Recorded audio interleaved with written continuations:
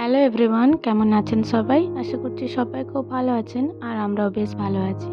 আমার আরও একটি নতুন ব্লগে আপনাদের সকলকে স্বাগত জানাই। আজ শুক্রবার, বেলা এখন 10:30টার মতো বাজে আর এখন থেকেই আমি আমার ব্লগটি স্টার্ট করছি। সকালের কাজকর্ম মোটামুটি হয়েই গেছে, তো সকালে সেগুলো আর শ্যুট করিনি। এই যে স্নান করার পর ঠাকুর মন্দিরটা একটু ধুয়ে দিচ্ছি। আজ যেহেতু মহাশিবরাত্রিও আছে, তো ঠাকুর মন্দিরটা ধুয়ে দিচ্ছি, তারপর আবার শিবরাত্রির পুজো করাতে যাব মন্দিরে। আমার রেগুলার ব্লগগুলি আপনাদের কেমন লাগছে অবশ্যই কমেন্ট করে জানাবেন, তাহলে আমি আরও সুন্দরভাবে ব্লগটিকে সাজানোর চেষ্টা করব, যাতে আপনাদের আরও ভালো লাগে। আর এখানে আমার তুলসী মন্দিরটা ধোয়া হয়ে গেছে, এরপর ঠাকুর ঘরটাও একটু ধুয়ে মুছে নিচ্ছি। আপনাদেরকে বলে রাখি, আমাদের বাড়িতে বাবা লোকনাথের প্রতিষ্ঠা করা আছে, তো সেই জন্যই রেগুলার জল দিতে হয় মাথায় স্নান করে। তো আমার মাই দিয়ে থাকেন। আমি যখন থাকতাম তখন দিতাম মাঝে মধ্যে, আর এখন যখন আমি আসি শ্বশুরবাড়ি থেকে তখন আমি দিই মাঝে মাঝে।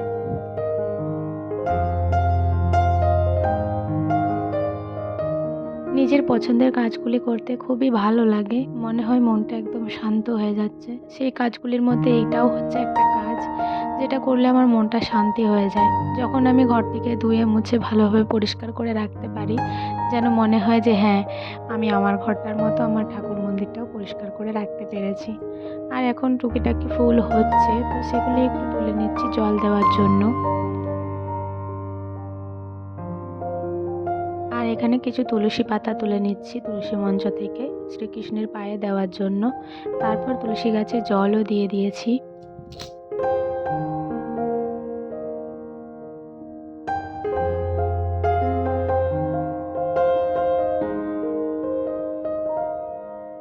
রোজ এই 4-5 মিনিটের ভিডিওর মধ্যেই যে কি ভয়েস দেব সেটা খুঁজে পাই না।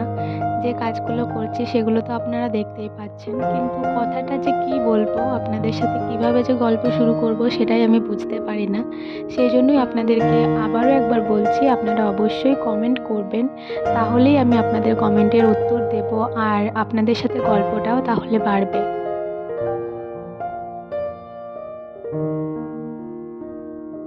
আজকে তো আর খাওয়া-দাওয়ার কোনো ব্যাপার নেই। কারণ মহাশিবরাত্রি যতক্ষণ না হচ্ছে, যতক্ষণ না শিবের পায়ে জল ঢালতে পারছি, ততক্ষণ তো আর খাওয়া-দাওয়া হবে না। আর আজকে 8টা 10 এর থেকে মনে হয় শিবরাত্রি লাগবে। তো অনেকটাই দেরিও হবে।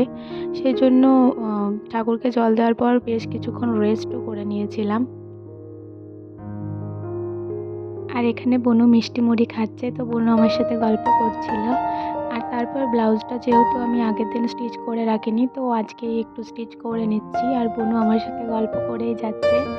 তারপর বেশ কিছুটা সময় পর, প্রায় 3:30র সময়, তখন আমি রেডিও হয়ে গেছি। তো আপনারা সবাই অবশ্যই জানাবেন যে আমাকে কেমন লাগছে।